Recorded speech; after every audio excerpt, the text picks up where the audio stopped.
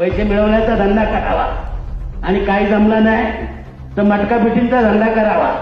मी त्याच्या पाठीमागे का फक्त बलात्कार करू नको, दरोडे घालू नको, दारू विक ना, मी तुझ्या दारूच्या पाठीमागे राहतो.